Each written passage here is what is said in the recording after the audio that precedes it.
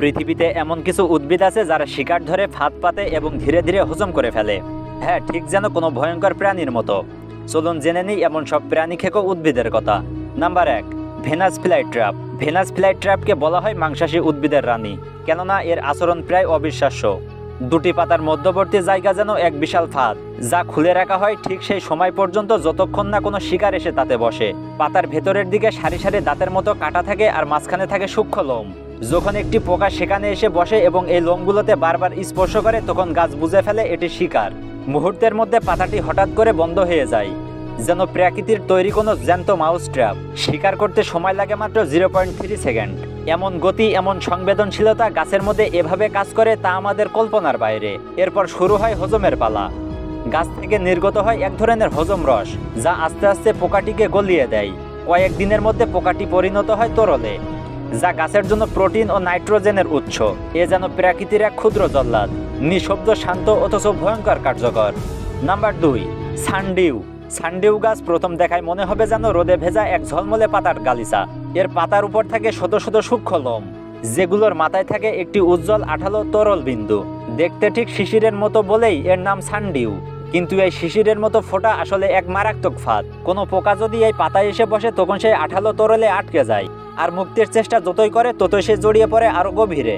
তখন গাছের লোমগুলো ধীরে ধীরে ঘুরে গিয়ে পোকাটিকে পুরোপুরি জড়িয়ে ফেলে। এরপর নির্গত হয় হজমকারী রাসায়নিক, যা পোকাটিকে ধীরে ধীরে গলিয়ে ফেলে। এই পুরো প্রক্রিয়া চলতে পারে একদিন থেকে কয়েকদিন পর্যন্ত। এটা এমন এক গাছ যেটি কোনো শব্দ না করে অত্যন্ত নিষ্ঠুরভাবে নিজের শিকারকে গ্রাস করে। Number 3, pitcher plant. একবার ঢুকে পড়লে ফেরার পথ নেই। পিসার প্লান্ট হলো এমন এক গাছ যার পাতাগুলো বিবর্তনের মাধ্যমে রূপ নিয়েছে জগ বা কুপির মতো। এই জগের ভেতরে থাকে গাঢ় তরল হজম রস। এই জগের মুখে থাকে মধুর গন্ধ ও উজ্জ্বল রং, যা আশেপাশের কীটপতঙ্গে আকর্ষণ করে। পোকা যখন এই পাতার মুখে এসে বসে, তখন পিছলে পৃষ্ঠের কারণে পা পিছলে পড়ে যায় নিচে।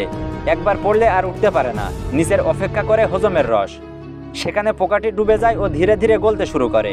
আশ্চর্যের বিষয় হলো, কিছু প্রজাতি শুধু পোকা নয়, ছোট ব্যাঙ, টিকটিকি, এমনকি ইঁদুর পর্যন্ত ধরতে সক্ষম। এই গাছ এক নিষ্ঠুর কিন্তু অত্যন্ত সুন্দর ফাঁদ। Number 4, cobra lily.